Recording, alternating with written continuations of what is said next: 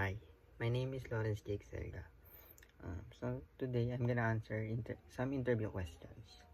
So the first question is, what personal experience or turning point made you realize that this career path is right for you?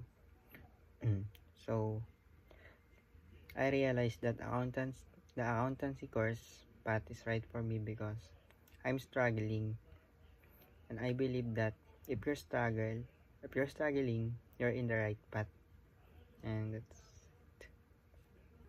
The next question is, describe a real challenge you face in school or life that taught you something important about yourself. So, um, the real challenges about my course is some major subjects, of course.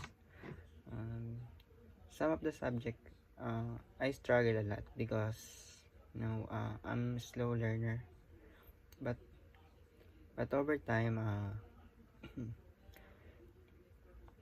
I developed some method to enhance my studying skills. So I make my plan, how I study, when do I study. So that's how I shape my study habits.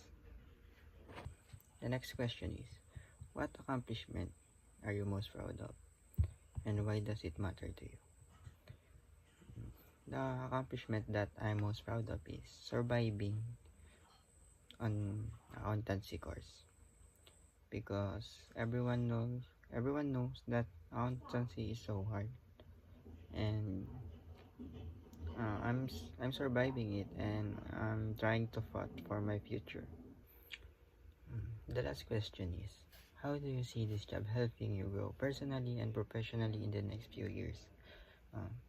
So I see this job as a leverage for a personal growth, and this is an opportunity for me to experience some responsibilities and opportunities to enhance my skills.